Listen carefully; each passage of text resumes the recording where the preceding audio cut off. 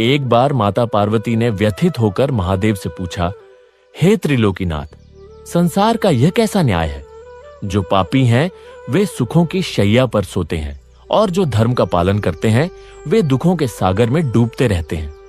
आखिर कर्मों की गति इतनी विचित्र क्यों है? भक्तों, उस समय महादेव ने जो गूढ़ रहस्य उजागर किया वह आज आपके जीवन की दिशा बदल सकता है। शिवजी ने समझाया कि हर कर्म का बीज समय की धरती पर बोया जाता है और कोई भी उससे बच नहीं सकता, परंतु एक मार्ग है, भक्ति का मार्ग, जो ललाट पर लिखी दुर्भाग्य की रेखाओं को भी बदल सकता है। यही कारण है कि जो साधक इस कथा को पूर्ण निष्ठा और धैर्य के साथ अंत तक सुन लेता है उसके जीवन से दुर्भाग्य के बादल छंटने लगते हैं। लेकिन सावधान रहें, कलयुग की माया बड़ी प्रबल है। वह आपके मन को विचलित करेगी, आपको कथा बीच में छोड़ने के लिए उकसाएगी। शास्त्रों का मत है कि देवता के द्वार से और सत्संग के बीच से कभी खाली हाथ नहीं लौटना चाहिए। अधूरी कथा सुनना प्यासे को पानी दिखाकर लौटा देने के समान है। यह कथा केवल उन्हीं के लिए है जिनके पुण्य उदय हो चुके हैं और जो शिव तत्व को समझने की प्यास रखते हैं। मुझे विश्वास है कि आप उन गिने चुने श्रेष्ठ भक्तों में से हैं जो आज महादेव का यह गुप्त ज्ञान प्राप्त करके ही उठेंगे। तो आइए अपने अंतर्मन के शोर को शांत करें और कैलाशपति का ध्यान करें। उत्तर भारत की पावन और हरी भरी भूमि पर कल्याणपुर नाम का एक अत्यंत समृद्ध और विशाल राज्य स्थित था। यह राज्य अपनी प्राकृतिक सुंदरता, बहती हुई निर्मल नदियों और ऊंचे पर्वतों के लिए जाना जाता था, परंतु इस राज्य का वैभव इसके शासक के व्यवहार के कारण फीका पड़ता जा रहा था। कल्याणपुर की गद्दी पर राजा रुद्रदेव का शासन था। राजा रुद्रदेव जन्म से एक ब्राह्मण था, जिसके कारण समाज में उसका स्थान अत्यंत पूजनीय होना चाहिए था, किंतु उसका स्वभाव और उसके कर्म किसी भयानक राक्षस से कम नहीं थे। शास्त्र कहते हैं कि ब्राह्मण का धर्म ज्ञान बांटना और करुणा का संचार करना है, परंतु राजा रुद्रदेव ने इन सभी आदर्शों को त्याग कर अधर्म का मार्ग चुन लिया था।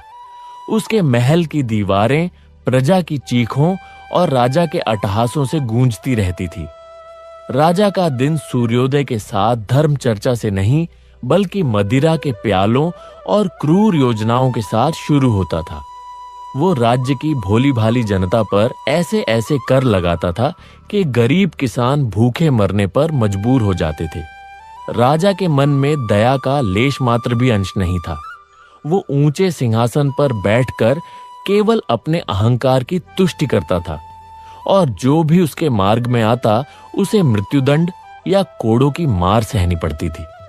राजा रुद्रदेव का शरीर बलशाली था, पर उसकी आत्मा अंधकार में डूबी हुई थी। एक समय की बात है, ग्रीष्म ऋतु की दोपहर थी और राजा रुद्रदेव अपने सैनिकों और मंत्रियों के साथ शिकार खेलने के उद्देश्य से घने जंगल की ओर निकला। जंगल के शांत वातावरण में पक्षियों का कलरव गूंज रहा था और प्रकृति अपनी छटा बिखेर रही थी, लेकिन राजा के मन में केवल रक्त और हिंसा का विचार चल रहा था। चलते चलते उसकी दृष्टि एक झाड़ी के पीछे पड़ी, जहां एक हिरनी अपने छोटे से शावक को दुलार रही थी। वो नन्हा हिरण अपनी मां के साथ खेल रहा था और उसे इस बात का तनिक भी आभास नहीं था कि कुछ ही दूरी पर काल साक्षात खड़ा है।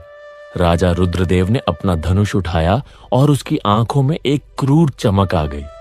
उसने सोचा कि आज इस कोमल हिरण के बच्चे का मांस उसके भोजन की शोभा बढ़ाएगा। मंत्रियों ने धीरे से समझाने का प्रयास भी किया कि महाराज, यह तो अभी बच्चा है, इसे छोड़ दिया जाए, परंतु राजा ने क्रोधित होकर उन्हें चुप करा दिया।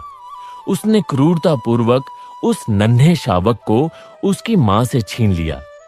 हिरनी अपनी करुण आंखों से अपने बच्चे के लिए विनती करती रही। वो बेचारी बेजुबान जानवर राजा के घोड़े के पीछे भागती रही, लेकिन पत्थर दिल राजा रुद्रदेव का मन नहीं पसीजा। उसने उस अबोध प्राणी को मारकर अपने रसोइयों को दे दिया और उस रात बड़े चाव से उसका मांस खाया। इस घटना के बाद राजा की राक्षसी प्रवृत्ति और अधिक बढ़ गई। उसके भीतर का मनुष्य पूरी तरह मर चुका था और अब वहां केवल एक क्रूर शिकारी जीवित था जो अपनी भूख मिटाने के लिए किसी भी हद तक जा सकता था। जैसे जैसे समय बीतता गया, राजा रुद्रदेव के अत्याचारों की सीमा लांघती चली गई। उसने अब अपने राज्य के छोटे छोटे मासूम बच्चों को भी नहीं बख्शा। उसने आदेश दिया कि राज्य के सभी स्वस्थ बच्चों को कठिन परिश्रम के कार्यों में लगाया जाए। जिन हाथों में कलम और खिलौने होने चाहिए थे, उन नन्हे हाथों में भारी पत्थर और औजार थमा दिए गए। तपती धूप में वे बच्चे श्रम करते और यदि कोई बच्चा थकान से गिर जाता तो राजा के सिपाही उन पर कोड़े बरसाते। राजा स्वयं खिड़कियों से यह दृश्य देखकर प्रसन्न होता था। शाम होते ही वह मदिरा के नशे में डूब जाता और भोग विलास के अनेक भागों में व्यस्त रहता।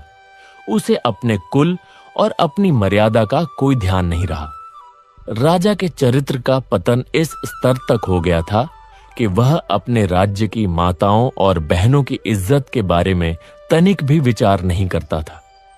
वह खुलेआम ऐसे निर्लज्ज कर्म करता था जिससे पूरे कल्याणपुर की मर्यादा धूल में मिल रही थी। राज्य की स्त्रियां घर से बाहर निकलने में डरती थीं और हर घर में केवल सन्नाटा और भय पसरा रहता था। जनता त्राह कर उठी थी, पर राजा के कानों पर जूं तक नहीं रेंगती थी। वो समझता था कि उसकी शक्ति अमर है और कोई उसका कुछ नहीं बिगाड़ सकता। कल्याणपुर के एक छोटे से कोने में माधव नाम का एक अत्यंत निर्धन किसान रहता था। माधव सीधा साधा और ईमानदार व्यक्ति था जो अपनी पत्नी सुमित्रा के साथ एक छोटी सी झोपड़ी में निवास करता था। माधव ने कड़ी मेहनत और पसीने से अपने खेत में फसल उगाई थी। वो उम्मीद लगाए बैठा था कि इस बार की फसल बेचकर वह अपनी पत्नी के लिए नए वस्त्र खरीदेगा और घर की टूटी छत ठीक करवाएगा। फसल तैयार हो चुकी थी और सुनहरी बालियां हवा में झूम रही थी। तभी राजा रुद्रदेव की कुदृष्टि उस खेत पर पड़ी। राजा ने अपने सैनिकों को आदेश दिया कि इस खेत की पूरी अन्न राशि और पूरी भूमि राजकोष के नाम कर दी जाए। माधव गिड़गिड़ाया, राजा के पैरों में गिरकर रोया कि महाराज, मेरे पास खाने को एक दाना नहीं बचेगा, मेरी पत्नी भूखी मर जाएगी। पर राजा रुद्रदेव ने अट्टहास करते हुए कहा कि यही मेरी राजनीति है और यही मेरा न्याय है। उसने माधव की पूरी मेहनत एक झटके में छीन ली और उसे धक्के मारकर बाहर निकाल दिया। माधव अपनी खाली आंखों में आंसू ली घर लौटा। उसकी पत्नी सुमित्रा, जो कि भगवान शिव की परम भक्त थी, ने अपने पति को इस अवस्था में देखा तो उसका हृदय भर आया। माधव ने दुखी होकर कहा कि हे देवी, अब हम क्या खाएंगे? राजा ने हमारा सब कुछ छीन लिया है। सुमित्रा ने धीरज बंधाते हुए कहा कि स्वामी, आप विचलित ना हो, महादेव सब देख रहे हैं, जो होगा अच्छा ही होगा। सुमित्रा ने उसी क्षण भगवान शिव के चरणों में ध्यान लगाया और प्रार्थना की कि हे भोलेनाथ, इस अधर्मी राजा के पापों का घड़ा भर चुका है, अब आप ही इस राज्य की और हमारी रक्षा कीजिए। कल्याणपुर की गलियां अब उत्सवों के गीतों से नहीं बल्कि भूख और बेबसी की आंखों से गूंजने लगी थी। राजा रुद्रदेव का अहंकार आकाश छू रहा था और उसने स्वयं को ईश्वर से भी ऊपर समझना शुरू कर दिया था। माधव और सुमित्रा की फसल छीनने के बाद राजा का मन शांत नहीं हुआ। उसने राज्य में यह घोषणा करवा दी कि अब से कोई भी व्यक्ति अपने घर में अन्न का संग्रह नहीं करेगा, बल्कि सारा अनाज शाही गोदामों में जमा होगा और राजा की इच्छा के अनुसार ही किसी को भोजन दिया जाएगा। इस क्रूर नियम ने प्रजा की कमर तोड़ दी। माताओं के पास अपने शिशुओं को खिलाने के लिए दूध तक नहीं बचा था। राजा रुद्रदेव अपने ऊंचे झरोकों से देखता कि कैसे लोग दाने दाने के लिए तरस रहे हैं और वह इसे अपनी विजय समझता था। एक दिन महल के बाहर कुछ वृद्ध ब्राह्मण राजा से मिलने आए। उन्होंने विनम्रता पूर्वक राजा को याद दिलाया कि वह स्वयं एक ब्राह्मण है और एक ब्राह्मण का धर्म प्रजा की रक्षा करना है, ना कि उनका विनाश। राजा रुद्रदेव ने उनकी बात सुनकर उपहास किया और क्रोध में आकर अपने सैनिकों को आदेश दिया कि इन वृद्धों को कारागार में डाल दिया जाए और इन्हें भोजन के स्थान पर केवल जल दिया जाए। राजा की यह निर्दयता देखकर पूरा राज्य थर्रा उठा। इधर माधव और सुमित्रा की कुटिया में सन्नाटा पसरा था, परंतु उस सन्नाटे में भी अटूट श्रद्धा की एक लौ जल रही थी। माधव भूख से व्याकुल होकर कभी कभी अपना धैर्य खो देता था। वह अपनी पत्नी सुमित्रा से कहता कि हे प्रिय, जिस ईश्वर की तुम दिन रात पूजा करती हो, क्या उन्हें हमारा दुख दिखाई नहीं देता? क्या वे उस पापी राजा को दंड नहीं देंगे जिसने हजारों घरों के चिराग बुझा दिए हैं? सुमित्रा, जिसका मुखमंडल शिव की भक्ति से सदा दीप्तिमान रहता था, शांत स्वर में उत्तर देती कि स्वामी महादेव की लाठी में आवाज नहीं होती, पर उसका प्रहार अचूक होता है। पाप का घड़ा जब तक पूरी तरह भर नहीं जाता, तब तक ईश्वर प्रतीक्षा करते हैं, ताकि जब न्याय हो तो वह संपूर्ण हो। सुमित्रा प्रतिदिन मिट्टी का एक शिवलिंग बनाती, उस पर बेलपत्र चढ़ाती और घंटों मौन रहकर प्रार्थना करती। उसकी आंखों से निकलने वाले आंसू महादेव के चरणों को पखारते थे। उसे अटूट विश्वास था कि राजा रुद्रदेव का अंत निकट है और महादेव स्वयं कोई मार्ग निकालेंगे। उधर महल में राजा रुद्रदेव ने अधर्म की नई सीमाएं तय कर दी थी। उसने राज्य की पवित्र कन्याओं को बलपूर्वक महल में दासियां बनाने का आदेश दिया। पूरे राज्य में हाहाकार मच गया। पिता अपनी पुत्रियों को बचाने के लिए उन्हें गुप्त स्थानों पर छुपाने लगे, पर राजा के गुप्तचर हर कोने से मासूमों को घसीट कर ले आते थे। राजा की सभा अब नीति और न्याय की जगह सुरा और सुंदरी का अड्डा बन चुकी थी। एक रात्रि जब अंधकार गहरा था और सारा संसार निद्रा में मग्न था, राजा रुद्रदेव अपने रेशमी बिस्तरों पर लेटा हुआ था। उसने उस दिन अत्यधिक मदिरा का सेवन किया था और उसे लग रहा था कि वह संसार का सबसे सुखी और शक्तिशाली व्यक्ति है। लेकिन जैसे ही उसकी आंखें लगी, उसे एक ऐसा स्वप्न आया जिसने उसकी आत्मा को झकझोर कर रख दिया। राजा ने देखा कि वो एक अंतहीन काले मार्ग पर अकेला चल रहा है। वहां की हवा में सड़न और रुदन की गंध थी। अचानक उसे कुछ भयानक आकृति वाले पुरुष दिखाई दिए, जिनके शरीर विशाल थे और आंखें दहकते अंगारों जैसी थी। वे यमदूत थे। राजा ने देखा कि वे दूत लोहे की तपती हुई जंजीरों से उन लोगों को खींच रहे हैं जिन्होंने पृथ्वी पर पाप किए थे। राजा रुद्रदेव ने स्वप्न में देखा कि उसे एक विशाल कढ़ाई की ओर ले जाया जा रहा है, जिसमें खौलता हुआ तेल भरा था। उसने देखा कि वहां वही लोग थे जिन्हें उसने प्रताड़ित किया था। वे सब यमदूतों के साथ खड़े उसे देख रहे थे। एक यमदूत ने चिल्लाकर कहा कि देखो, यह वही पापी राजा है जिसने मासूमों का अन्न छीना और निर्दोषों का रक्त बहाया। आज इसकी सजा का समय आ गया है। स्वप्न में राजा ने अपनी पीठ पर भारी कोड़ों की मार महसूस की। उसे ऐसा लगा जैसे हजारों बिच्छू एक साथ उसके शरीर को डंक मार रहे हों। वो चीखना चाहता था, पर उसका गला रुंध गया था। उसे अपनी आंखों के सामने उन बच्चों के चेहरे दिखाई देने लगे जिन्हें उसने कठिन श्रम में झोंक दिया था। राजा की नींद अचानक एक भयानक चीख के साथ खुल गई। उसका पूरा शरीर पसीने से तरबतर था और उसका हृदय इतनी तेजी से धड़क रहा था मानो छाती फाड़कर बाहर निकल आएगा। उसने अपने चारों ओर देखा। वो अपने सुरक्षित कक्ष में ही था, पर वो डर अब उसके भीतर घर कर चुका था। उसने पानी पीने के लिए हाथ बढ़ाया, पर उसके हाथ कांप रहे थे। उसे महसूस हुआ कि कक्ष के कोनों में कोई खड़ा उसे घूर रहा है। उस रात के बाद राजा रुद्रदेव की रातों की नींद और दिन का चैन गायब हो गया। वो जब भी आंखें बंद करता, उसे वही भयानक यमलोक के दृश्य दिखाई देते। उसे सुनाई देता कि कोई उसे पुकार रहा है और कह रहा है कि रुद्रदेव, तेरे कर्मों का हिसाब हो चुका है, अब चलने के लिए तैयार हो जा। उसकी भूख मर गई और उसका बलशाली शरीर धीरे धीरे ढलने लगा। वो जो पहले अट्टहास करता था, अब परछाइयों से भी डरने लगा था। उसने अपने कक्ष में दर्जनों मशालें जलवा दी ताकि कहीं भी अंधेरा न रहे, पर उसके मन का अंधेरा दूर नहीं हो रहा था। राजा को लगने लगा कि उसकी मृत्यु निकट है और जो कुछ उसने कमाया है वह उसे नर्क की आग से नहीं बचा पाएगा। अगले दिन सुबह राजा ने अत्यंत व्याकुल होकर अपने महामंत्री को बुलाया। महामंत्री ने जब राजा की स्थिति देखी तो वह दंग रह गया।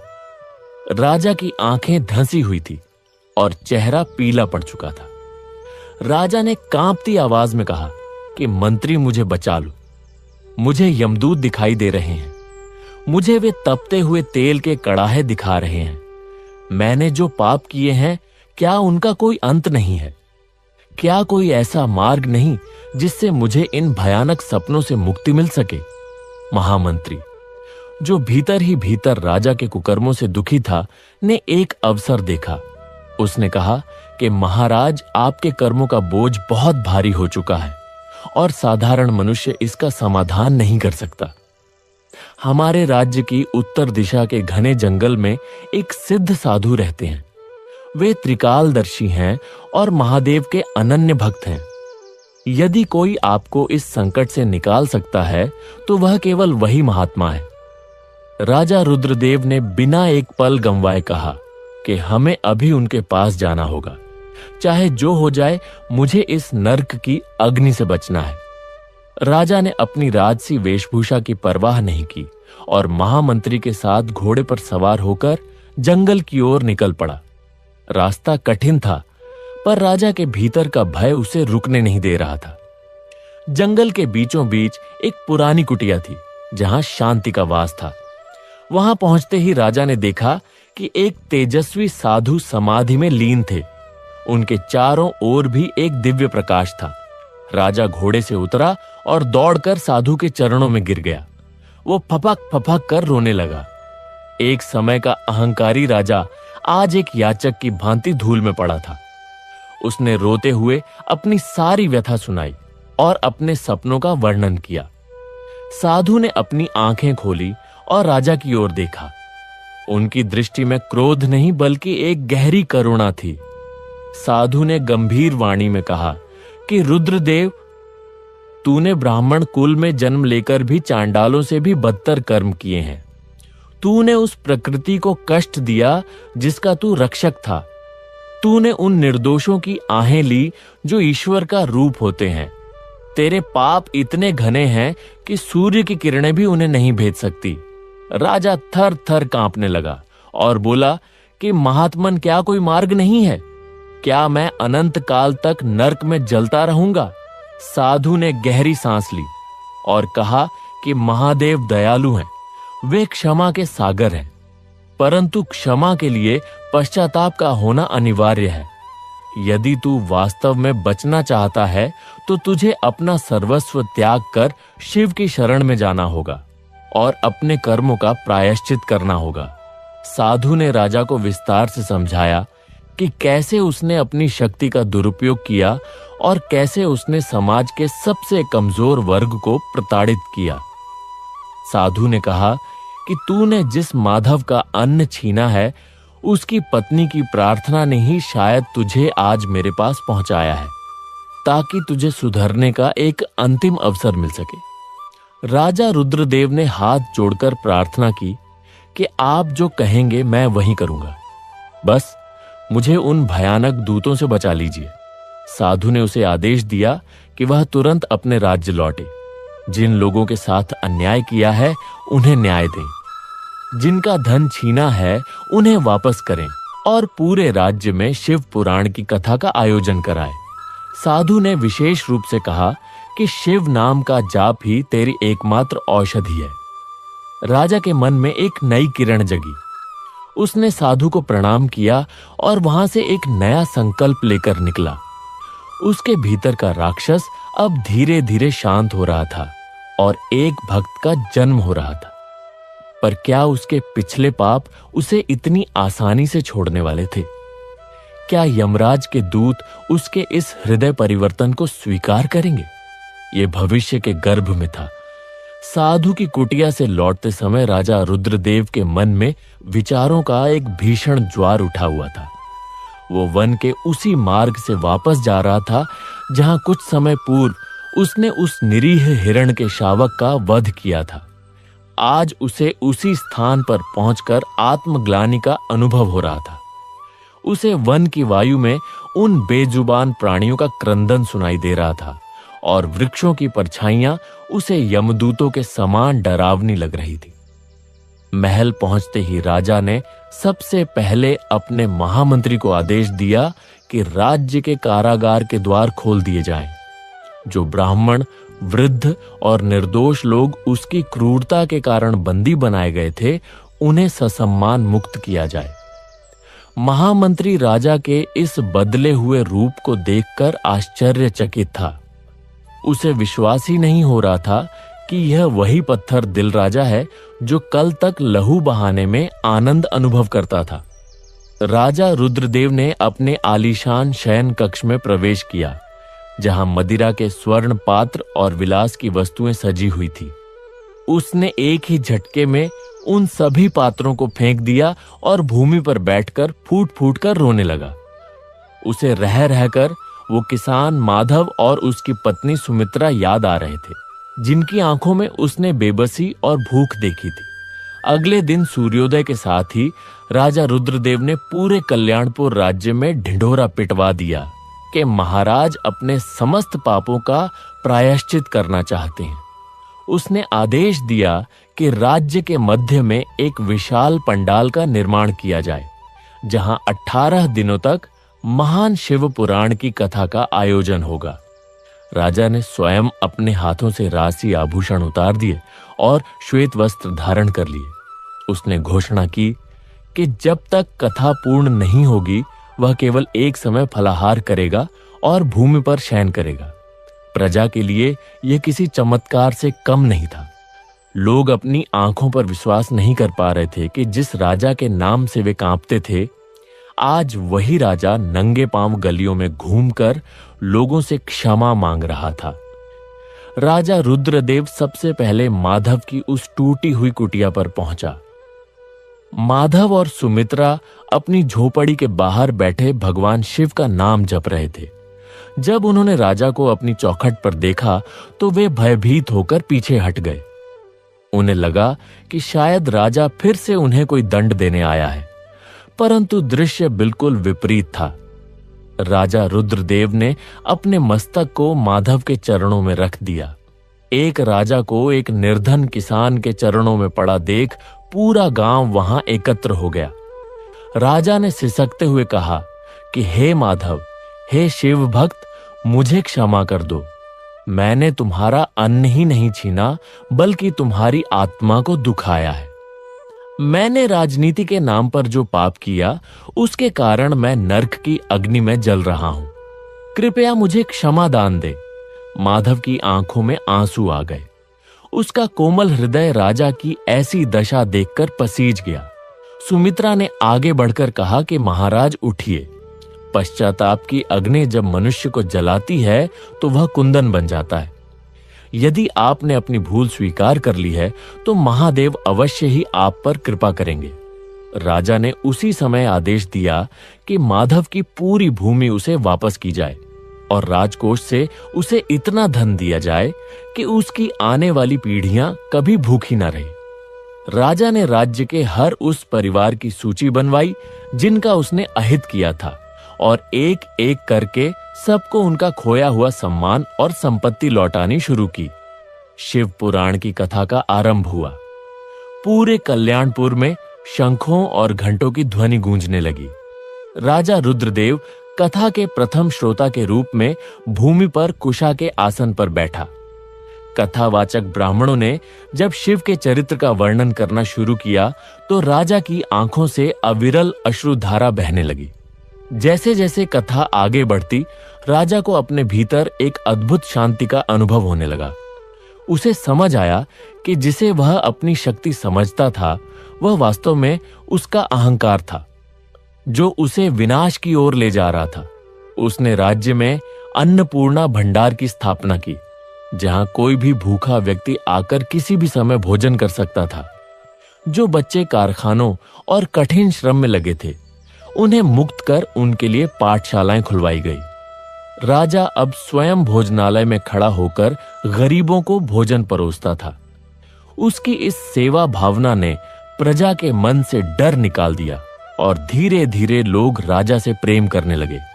परंतु राजा रुद्रदेव के मन में एक गहरा डर अभी भी था। वो था उसके पुराने कर्मों का फल। उसे पता था कि यमराज के बही खाते में उसके पाप लिखे जा चुके हैं और केवल कुछ दिनों की भक्ति उन वर्षों के पापों को कैसे धो पाएगी। रात के समय जब राजा महादेव के नाम का जाप करता तो उसे कभी कभी वही भयानक सपने फिर से आते। उसे लगता कि यमदूत उसके कक्ष के बाहर खड़े होकर उसकी आयु कटने की प्रतीक्षा कर रहे हैं। राजा की तबीयत धीरे धीरे बिगड़ने लगी। वर्षों के मदिरापान और अब किए जा रहे कठिन उपवासों ने उसके शरीर को जर्जर कर दिया था। उसे एक असाध्य रोग ने घेर लिया, जिसके कारण उसके शरीर में तीव्र पीड़ा होने लगी। राजा ने इस पीड़ा को भी महादेव का प्रसाद समझकर स्वीकार किया। वो कहता कि यह दर्द मेरे उन पापों की सजा है जो मैंने दूसरों को दिए थे।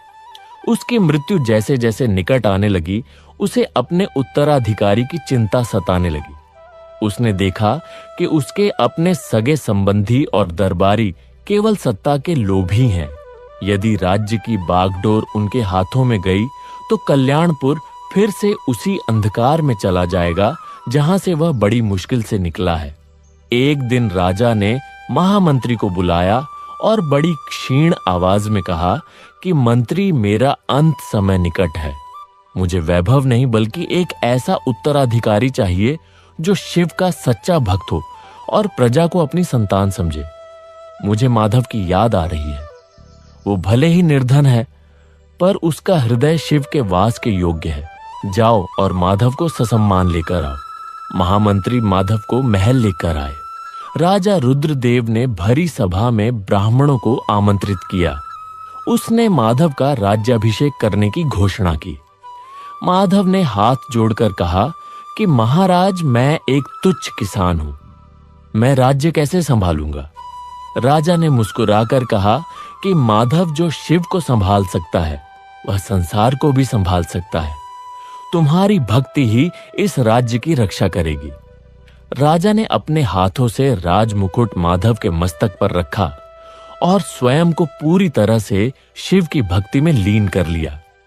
अब राजा रुद्रदेव के पास खोने के लिए कुछ नहीं था, केवल शिव का नाम था। अंतिम दिनों में राजा केवल ओम नमः शिवाय का अखंड जाप करता रहा। उसकी देह अत्यंत दुर्बल हो चुकी थी, पर उसके मुख पर एक दिव्य तेज था। वो जानता था कि अब उसकी असली परीक्षा शुरू होने वाली है। एक अंधेरी रात में राजा रुद्रदेव की सांसें उखड़ने लगी। कक्ष में चारों ओर कपूर और अगरबत्ती की सुगंध थी। अचानक कक्ष का तापमान गिर गया और एक विचित्र सा सन्नाटा छा गया। राजा को अनुभव हुआ कि उसके प्राण उसके शरीर को छोड़ने के लिए छटपटा रहे हैं। तभी उसे कक्ष की दीवारें पार करके दो काली छायाएं आती हुई दिखी। उनके हाथों में भयानक पाश और गदा थी। वे यमदूत थे। राजा का हृदय एक पल के लिए कांप उठा, पर उसने अपनी आंखें बंद की और महादेव का स्मरण किया। उसी समय एक चमत्कार हुआ। कक्ष की दूसरी ओर से एक धवल प्रकाश पुंज प्रकट हुआ, जिसमें से नीले रंग की आभा वाले दिव्य पुरुष निकले। यह शिव के गण थे। अब राजा रुद्रदेव की आत्मा के लिए यमदूतों और शिव गणों के बीच एक भीषण संघर्ष की स्थिति बन गई थी। राजा रुद्रदेव का विशाल कक्ष, जो कभी विलासिता के सामानों से भरा रहता था, आज मृत्यु की गंभीरता और दिव्यता से भरा हुआ था। राजा के प्राण उसके कंठ में आकर अटक गए थे और उसकी दृष्टि स्थिर हो गई थी। ठीक उसी क्षण कमरे के दक्षिण कोने से एक काला धुआं उठने लगा और उसमें से दो अत्यंत डरावने यमदूत प्रकट हुए। उनके हाथ में मोटे लोहे के पाश थे। उनकी आंखें जलते हुए अंगारों की तरह लाल थी और उनके लंबे दांत बाहर निकले हुए थे। उनकी उपस्थिति मात्र से कमरे का वातावरण इतना भारी हो गया कि वहां जल रहे दीपक बुझने लगे। यमदूतों ने अपनी कर्कश आवाज में अट्टहास किया और राजा की आत्मा को शरीर से खींचने के लिए अपना पाश आगे बढ़ाया। एक यमदूत बोला कि चलो रुद्रदेव, तुम्हारे पापों का हिसाब देने का समय आ गया है। तुमने धरती पर जो हाहाकार मचाया था उसकी सजा भुगतने के लिए यमराज तुम्हारा इंतजार कर रहे हैं। तुमने एक मां से उसका बच्चा छीना, तुमने गरीबों का निवाला छीना और तुमने स्त्रियों का अपमान किया। तुम्हारी जगह केवल और केवल कुंभीपाक नरक में है। जैसे ही यमदूतों ने राजा की आत्मा को जकड़ने का प्रयास किया, अचानक कमरे के उत्तर दिशा से एक शीतल और अत्यंत तीव्र प्रकाश पुंज उत्पन्न हुआ। वो प्रकाश इतना शक्तिशाली था कि यमदूतों की आंखें चौंधिया गई। उस प्रकाश के मध्य से महादेव के दो गण नंदीश्वर के समान तेज वाले और त्रिशूल धारण किए हुए प्रकट हुए। उनके मस्तक पर भस्म का त्रिपुंड था और गले में रुद्राक्ष की मालाएं सुशोभित थी। शिवगणों ने अपने त्रिशूल आगे बढ़ाकर यमदूतों का मार्ग रोक दिया। एक शिवगण ने गंभीर और मधुर स्वर में कहा कि रुक जाओ। यम के दूतों, इस आत्मा पर अब तुम्हारा कोई अधिकार नहीं है। यह जीव अब कैलाशपति महादेव की शरण में है। इसे तुम यमलोक नहीं ले जा सकते।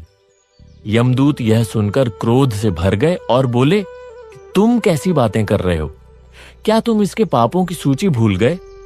चित्रगुप्त के बही खाते में इसके नाम के आगे केवल काले अक्षर लिखे हैं। इसने अपने जीवन का अधिकांश समय अधर्म में व्यतीत किया है। जो व्यक्ति जीवन भर पाप करे वो अंत में केवल थोड़े से जप से कैसे मुक्त हो सकता है? न्याय की वेदी पर इसके पाप पुण्य से कहीं अधिक भारी हैं। शिवगणों ने शांत भाव से उत्तर दिया कि यमदूतों, तुम केवल कर्मों की गणना कर रहे हो, पर तुम शिव की करुणा को नहीं जानते। जिस क्षण इस राजा ने साधु के चरणों में गिरकर पश्चाताप किया, उसी क्षण इसके आधे पाप भस्म हो गए थे और फिर इसने अपना राजपाट त्याग कर एक शिव भक्त को गद्दी सौंपी। यह कोई साधारण पुण्य नहीं है।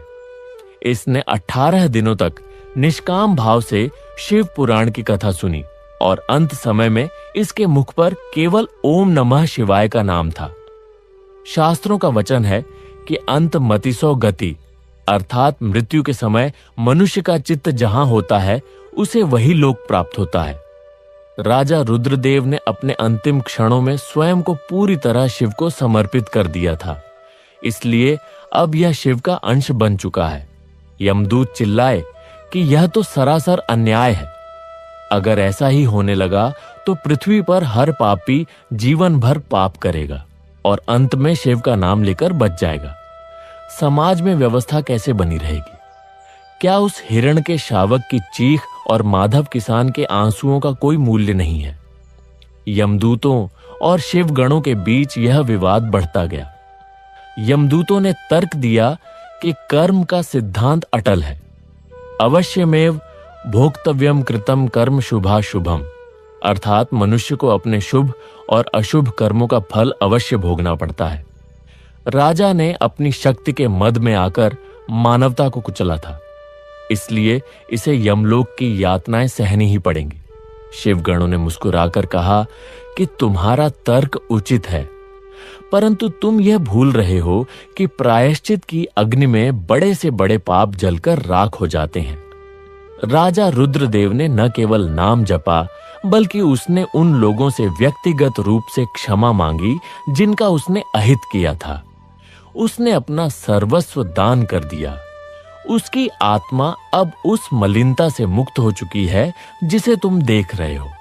जैसे अग्नि में तपने के बाद मैला सोना भी शुद्ध हो जाता है, वैसे ही पश्चाताप की अग्नि ने रुद्रदेव को शुद्ध कर दिया है। संघर्ष बढ़ता देख वहां की स्थिति तनावपूर्ण हो गई। यमदूत हार मानने को तैयार नहीं थे और शिवगण अपने स्वामी के आदेश का पालन करने के लिए अडिग थे। राजा रुद्रदेव की आत्मा, जो अब एक सूक्ष्म शरीर में थी, अपनी आंखों के सामने यह दृश्य देख रही थी। उसे अपने पुराने पाप याद आ रहे थे और उसे यमदूतों की बातें सुनकर आत्मग्लानि हो रही थी।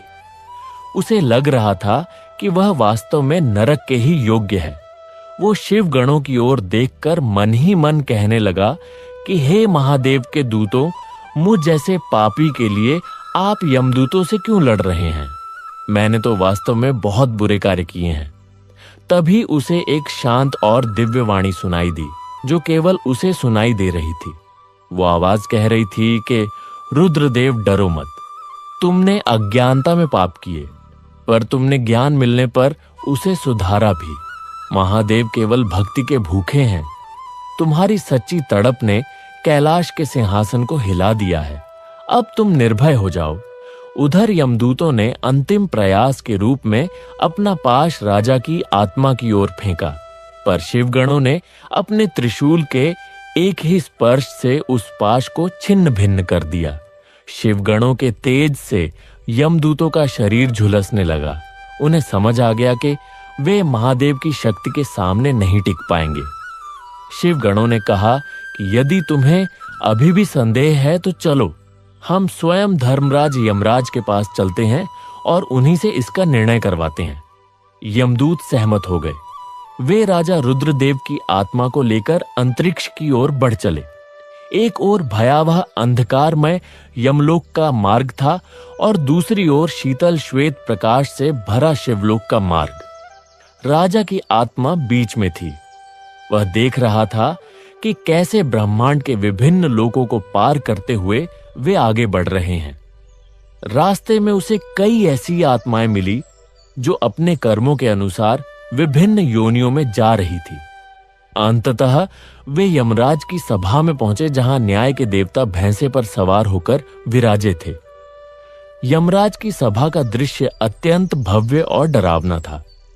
वहां बड़े बड़े कड़ाहों में आग जल रही थी और चित्रगुप्त एक विशाल पुस्तक लेकर बैठे थे। जब राजा रुद्रदेव को वहां प्रस्तुत किया गया तो यमराज ने अपनी गंभीर दृष्टि उस पर डाली। यमदूतों ने अपना पक्ष रखा और शिवगणों ने महादेव का संदेश सुनाया। यमराज ने कुछ क्षणों के लिए अपनी आंखें बंद की और ध्यान लगाया। पूरी सभा में सन्नाटा छा गया। राजा रुद्रदेव कांप रहा था।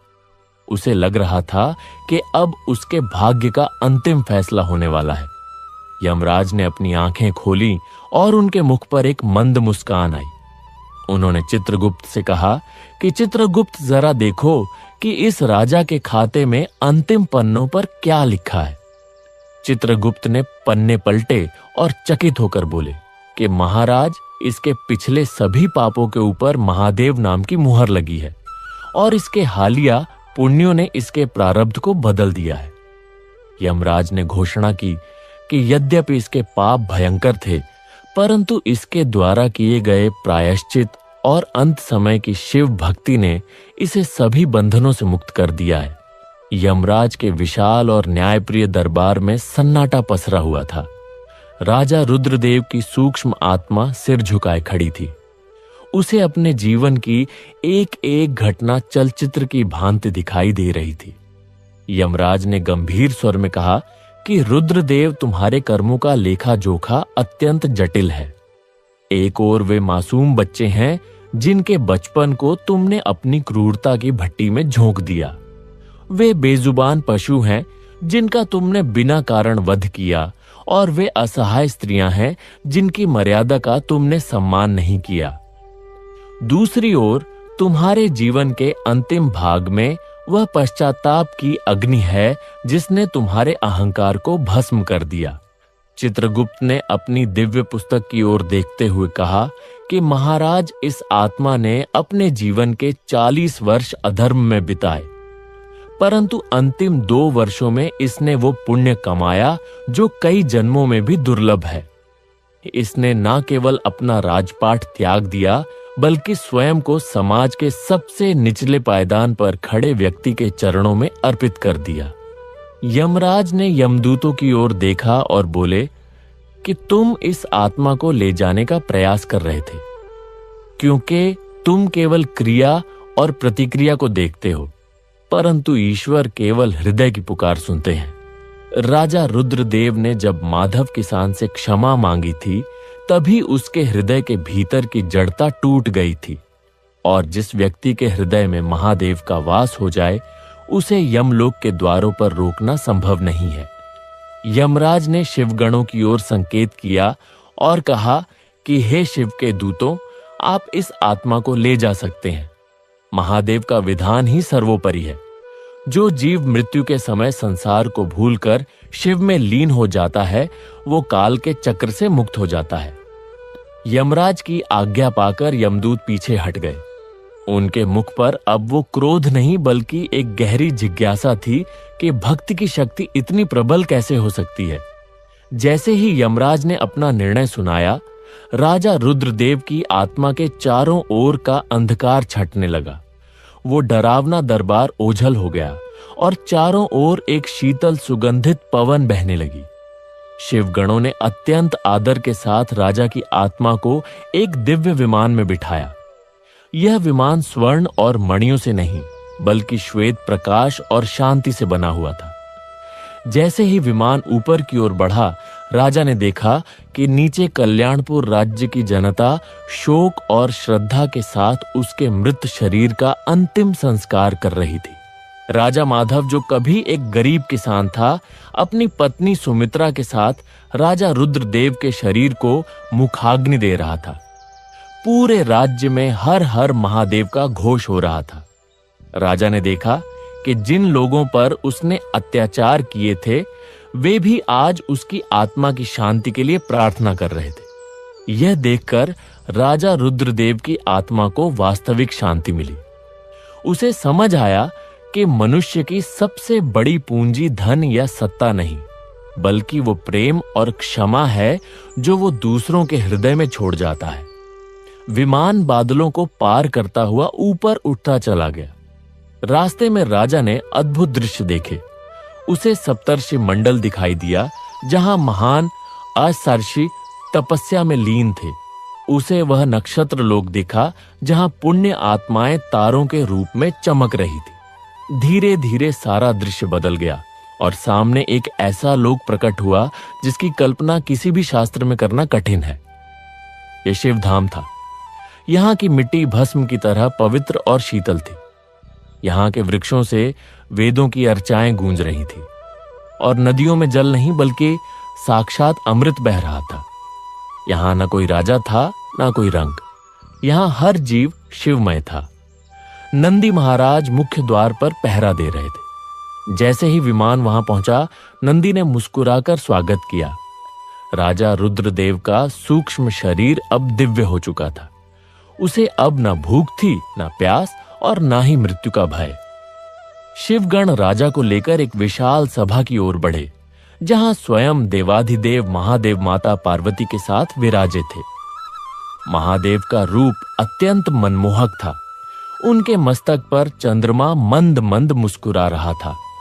जटाओं से गंगा की निर्मल धारा प्रवाहित हो रही थी और उनके कंठ में स्थित नीलकंठ उनकी करुणा की गवाही दे रहा था। राजा रुद्रदेव प्रभु के चरणों में गिर पड़ा। उसके मुख से शब्द नहीं निकल रहे थे, केवल आंखों से बहते आंसू उसकी भक्ति को व्यक्त कर रहे थे। महादेव ने अपना वरदहस्त उसके सिर पर रखा और बोले कि उठो रुद्रदेव, तुमने यह सिद्ध कर दिया कि कोई भी मनुष्य चाहे कितना भी पतित क्यों ना हो, यदि वह सच्चे मन से शरण में आए तो उसे मुक्ति मिल सकती है। तुमने अपने कर्मों को सुधारा, तुमने दूसरों के दुख को अपना दुख समझा। यही तुम्हारी सबसे बड़ी पूजा थी। अब राजा रुद्रदेव को समझ आया कि साधु के वे शब्द कितने सत्य थे कि शिव सब देख रहे हैं। भगवान शिव केवल हमारे पाप नहीं देखते, वे हमारे हृदय का परिवर्तन भी देखते हैं। राजा को शिव धाम में एक स्थायी स्थान प्राप्त हुआ, जहां वो अब अनंत काल तक महादेव की सेवा में रह सकता था। कल्याणपुर के उस पापी राजा की कहानी अब एक महान भक्त की गाथा बन चुकी थी। इधर पृथ्वी पर राजा माधव ने कल्याणपुर को एक आदर्श राज्य बना दिया था। वहां ना कोई भूखा था, न कोई दुखी। सुमित्रा की शिव भक्ति ने पूरे राज्य के वातावरण को आध्यात्मिक बना दिया था। लोग सदियों तक राजा रुद्रदेव के जीवन की चर्चा करते रहे कि कैसे एक क्रूर राक्षस जैसी प्रवृत्ति वाला व्यक्ति भी महादेव की कृपा से देवता बन गया। यह कथा हमें सिखाती है कि समय रहते जाग जाना ही बुद्धिमानी है। चाहे हमने अनजाने में कितने भी पाप किए हों, यदि हम आज से ही अच्छे कर्म, दूसरों की सेवा और ईश्वर का नाम लेना प्रारंभ कर दें तो हमारा भी कल्याण निश्चित है। शिवधाम की दिव्यता में डूबे हुए राजा रुद्रदेव को अब समय और काल का बोध नहीं रहा था। वहां ना दिन था ना रात, बस एक शाश्वत प्रकाश था जो आत्मा को तृप्ति प्रदान करता था। महादेव की उपस्थिति में उसे वह परम सुख प्राप्त हुआ था जिसकी उसने कभी स्वप्न में भी कल्पना नहीं की थी। परंतु महादेव की माया निराली है। एक दिन भगवान शिव ने रुद्रदेव को अपने समीप बुलाया और मंद मुस्कान के साथ कहा कि रुद्रदेव, यद्यपि तुम अब मेरे धाम के निवासी हो, परंतु तुम्हारी जीवन गाथा मृत्यु लोक के प्राणियों के लिए एक महान सीख है। जो लोग अधर्म के मार्ग पर चल रहे हैं, उन्हें यह जानना आवश्यक है कि हृदय परिवर्तन की शक्ति क्या होती है। रुद्रदेव ने हाथ जोड़कर प्रार्थना की कि हे प्रभु, मैं तो आपका तुच्छ सेवक हूं। मेरी क्या बिसात कि मैं संसार को कुछ सिखा सकूं। यह तो आपकी करुणा है, जिसने मुझे नर्क के द्वारों से खींचकर अपने चरणों में स्थान दिया। महादेव ने उसे आशीर्वाद दिया कि तुम्हारी यह कथा युगों युगों तक सुनी जाएगी और जो भी इसका श्रवण करेगा उसके भीतर धर्म का अंकुर फूटेगा। इधर मृत्युलोक में कल्याणपुर राज्य की काया पूरी तरह पलट चुकी थी।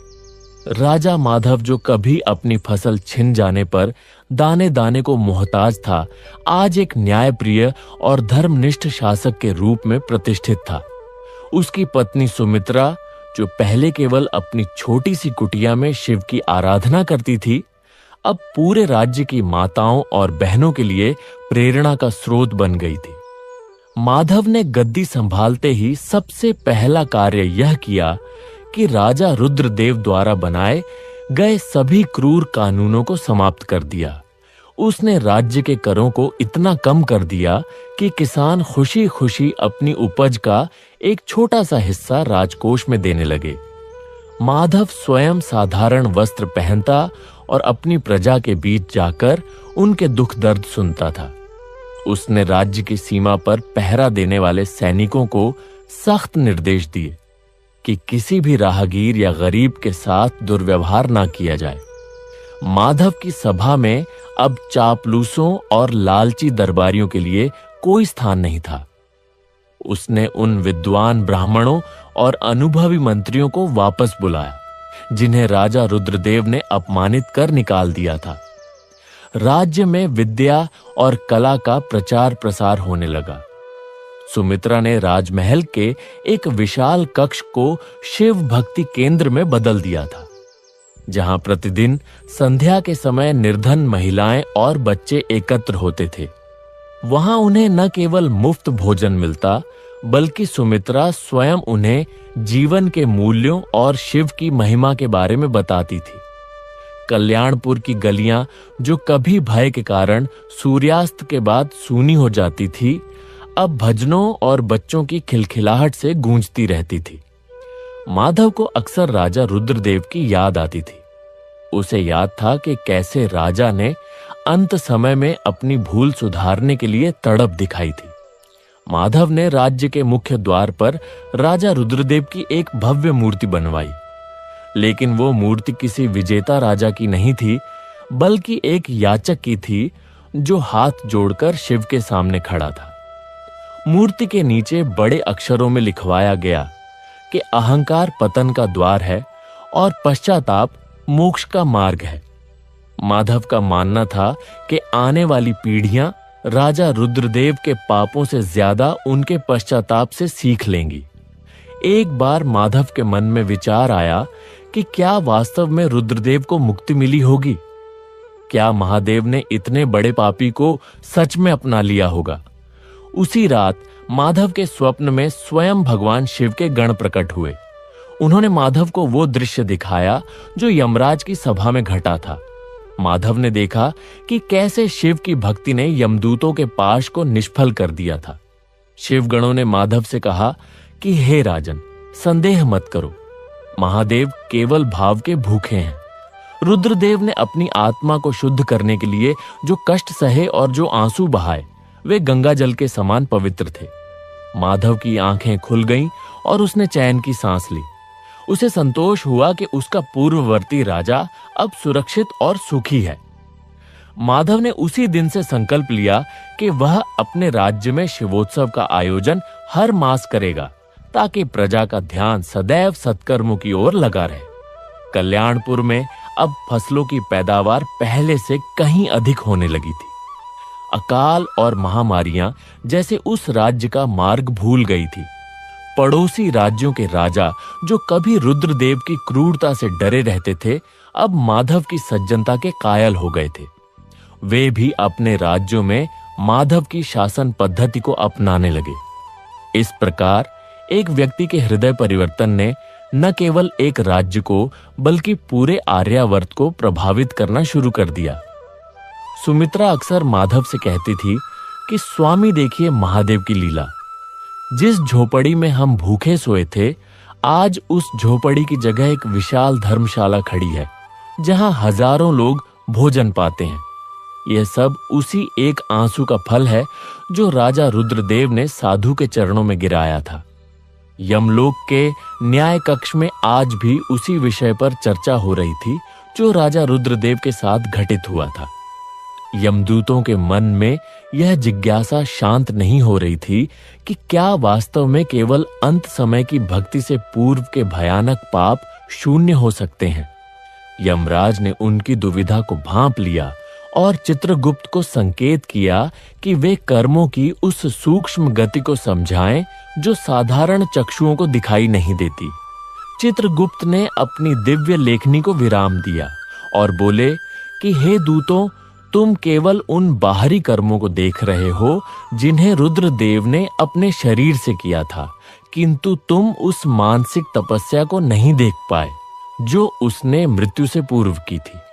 जब मनुष्य को अपने पापों का वास्तविक बोध होता है और वह उस बोध की अग्नि में जलता है, तो उसका वह मानसिक संताप ही उसके कर्मों का प्रायश्चित बन जाता है।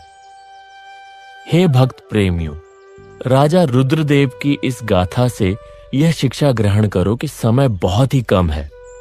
हम अक्सर सोचते हैं कि अभी तो जीवन पड़ा है, भक्ति तो बुढ़ापे में कर लेंगे, पर काल कब किसका दरवाजा खटखटा दे कोई नहीं जानता।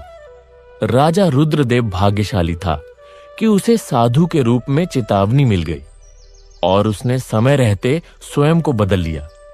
लेकिन क्या पता हमें वह समय मिले या ना मिले। इसलिए हे भक्तों, आज और इसी क्षण से भगवान शिव की भक्ति में लग जाओ। यह संसार एक माया जाल है जहां हम धन, पद और प्रतिष्ठा के पीछे भागते रहते हैं, परंतु याद रखना कि मृत्यु के समय यह माया तनिक भी काम नहीं आएगी। श्मशान की आग में शरीर के साथ साथ ये भौतिक वस्तुएं भी राख हो जाएंगी। केवल वही राम नाम और शिव नाम साथ जाएगा जो आपने अपने हृदय में जपा होगा। राजा रुद्रदेव ने अंत समय में जो दान पुण्य किया, उसने उसके नरक के द्वार बंद कर दिए। उसने अपना सर्वस्व गरीबों में बांट दिया, क्योंकि उसे समझ आ गया था कि जिस सोने और सिंहासन के लिए उसने पाप किए थे, वे उसे यमदूतों के कोड़ों से नहीं बचा सकते। हे मानवो, तुम भी राजा रुद्रदेव की तरह दान का महत्व समझो। अपने सामर्थ्य के अनुसार भूखों को भोजन कराओ, प्यासों को पानी पिलाओ और असहायों की सहायता करो। यह संचित किया हुआ पुण्य ही वो एकमात्र मुद्रा है जो परलोक में चलती है। यदि आज तुम्हारे पास धन है तो उसे अहंकार का कारण मत बनने दो, बल्कि उसे शिव सेवा का माध्यम बनाओ। याद रखो, अंत समय में केवल तुम्हारे द्वारा किया गया पुण्य ही तुम्हारे पक्ष में गवाही देगा। इधर मृत्युलोक के कल्याणपुर राज्य में राजा माधव ने भी यही संदेश फैलाया। उसने प्रजा से कहा कि शिव का नाम ही वह नौका है जो तुम्हें भवसागर से पार उतारेगी और शिव धाम लेकर जाएगी। माधव ने वनवासियों के विद्रोह को भी इसी प्रेम और भक्ति से शांत किया। उसने सिद्ध कर दिया कि शस्त्रों से केवल शरीर जीते जाते हैं, पर शिव भक्ति से आत्मा जीती जाती है। उसने प्रजा को सिखाया कि जीवन का असली उद्देश्य केवल भोग विलास नहीं बल्कि आत्मशुद्धि है। हे भक्तों, रुद्रदेव की कहानी हमें चेतावनी देती है कि अपनी राक्षसी प्रवृत्ति को त्यागो। यदि तुम किसी का बुरा कर रहे हो, किसी का हक मार रहे हो, तो आज ही संभल जाओ। शिव सब देख रहे हैं, उनकी दृष्टि से कुछ भी छुपा नहीं है। जैसे राजा रुद्रदेव ने अपनी भूल सुधारी और अंत में शिवधाम को प्राप्त किया, वैसे ही तुम भी अपने कर्मों को शुद्ध करो। शिव का नाम जपते रहो, क्योंकि वही एकमात्र सत्य है जो तुम्हें यमराज के पास से मुक्त कराकर महादेव के शीतल चरणों में स्थान दिलाएगा। मृत्यु सत्य है और शिव ही शाश्वत हैं। इसलिए व्यर्थ की चिंता छोड़ो और हर हर महादेव कहते हुए भक्ति के मार्ग पर आगे बढ़ो। कल्याणपुर के आकाश में जब चंद्रमा अपनी पूर्ण कलाओं के साथ चमकता था, तब राजा माधव अक्सर महल की छत पर बैठकर आकाश की ओर देखते हुए महादेव का ध्यान करते थे। एक रात जब वे गहरे चिंतन में थे, वही सिद्ध साधु पुनः प्रकट हुए जिन्होंने राजा रुद्रदेव का जीवन बदला था। माधव ने श्रद्धापूर्वक उनके चरण स्पर्श किए और पूछा कि हे महात्मा, मेरे मन में एक प्रश्न सदैव कौंधता है। राजा रुद्रदेव ने इतने घोर पाप किए, फिर भी उन्हें अंत में इतनी सुलभता से शिवधाम कैसे प्राप्त हो गया? क्या कर्म का फल इतना लचीला होता है? साधु ने मुस्कुराते हुए कहा कि हे राजन, कर्म की गति अत्यंत गहन है। रुद्रदेव के इस जन्म के पाप तो भयानक थे, परंतु उसके किसी पूर्व जन्म का एक अनजाना पुण्य था, जिसने उसे इस जन्म में पश्चाताप का अवसर दिया। हे भक्तजनों, साधु की इस बात को ध्यान से सुनो और अपने जीवन में उतारो। कभी कभी हम देखते हैं कि बहुत बुरा करने वाला व्यक्ति भी अचानक सुधर जाता है या उसे ईश्वर की कृपा मिल जाती है। यह उसके किसी पिछले जन्म के शुभ संस्कारों का फल होता है। राजा रुद्रदेव अपने पिछले जन्म में एक साधारण लकड़हारा था। एक बार वन में शिवरात्रि के दिन वो अनजाने में एक बेल के वृक्ष पर चढ़ गया था। भूख और प्यास के कारण वो रात भर जागता रहा और अनजाने में ही उसके हाथ से कुछ बेलपत्र नीचे गिरे हुए शिवलिंग पर जा गिरे। उस अनजाने में की गई पूजा ने उसके प्रारब्ध में मोक्ष का बीज बो दिया था। इसी पुण्य के कारण उसे इस जन्म में रुद्रदेव जैसा ब्राह्मण कुल और अंत में साधु की संगति मिली। हे भक्तों, इस रहस्य से शिक्षा लो कि ईश्वर की भक्ति कभी व्यर्थ नहीं जाती। यदि आप आज एक छोटा सा भी पुण्य कार्य करते हैं या भगवान शिव का नाम लेते हैं, तो वह आपके खाते में जमा हो जाता है। हो सकता है कि आज आपको उसका फल ना दिखे, लेकिन जब आपका अंत समय आएगा, जब यमदूत आपके सामने खड़े होंगे, तब वही छोटा सा पुण्य आपके लिए सुरक्षा कवच बन जाएगा। इसलिए कभी यह मत सोचो कि मैंने तो बहुत पाप किए हैं, अब मेरा क्या होगा। महादेव करुणा के सागर हैं। जैसे राजा रुद्रदेव के करोड़ों पापों पर एक सच्चे पश्चाताप का आंसू भारी पड़ गया, वैसे ही आपकी एक पुकार आपके जीवन की दिशा बदल सकती है। साधु ने माधव को आगे समझाया कि राजन रुद्रदेव की कथा केवल एक राजा की कहानी नहीं है, यह हर उस मनुष्य की कहानी है जो माया के वश में होकर अपने मार्ग से भटक गया है। राजा रुद्रदेव ने अंत समय में जो दान किया, वो केवल धन का दान नहीं था, वो उसके अहंकार का दान था। उसने अपनी प्रजा से हाथ जोड़कर माफी मांगी। यह सबसे बड़ा पुण्य था। हे भक्तों, याद रखो, किसी का दिल दुखाकर आप कभी सुखी नहीं रह सकते। यदि आपने किसी का हक मारा है तो उसे लौटा दो। यदि किसी को अपशब्द कहे हैं तो क्षमा मांग लो। मृत्यु लोक से विदा होने से पहले अपने सभी हिसाब यहीं कर लो, वरना यमलोक में चित्रगुप्त का हिसाब बहुत कड़ा होता है। वहां ना कोई वकील काम आता है और ना ही कोई रिश्वत। वहां केवल आपके द्वारा किया गया निस्वार्थ दान और शिव नाम का जाप ही आपकी गवाही देता है। माधव ने साधु की बातें सुनकर संकल्प लिया कि वो राज्य के हर नागरिक को यह समझाएगा कि भक्ति का अर्थ केवल मंदिर जाना नहीं, बल्कि हर जीव में शिव को देखना है। राजा रुद्रदेव ने उस हिरण के बच्चे को मारा था, क्योंकि वो उसे केवल मांस का टुकड़ा समझता था। यदि उसने उस बच्चे में शिव को देखा होता तो उसके हाथ कभी नहीं उठते। हे भक्तों, अपने भीतर की उस क्रूरता को मारो। पशु पक्षियों पर दया करो, क्योंकि उनके भीतर भी वही चेतना है जो आपके भीतर है। किसी जीव को तड़पाकर आप शिव को प्रसन्न नहीं कर सकते। समय तेजी से बीत रहा है। राजा रुद्रदेव अब शिवलोक में सुरक्षित हैं, लेकिन उनकी कहानी हम जैसों के लिए एक चेतावनी है। जो लोग आज भी मदमस्त होकर अधर्म कर रहे हैं, जो अपनी शक्ति के नशे में गरीबों को कुचल रहे हैं, उन्हें याद रखना चाहिए कि यमराज के भैंसे के पैरों की आह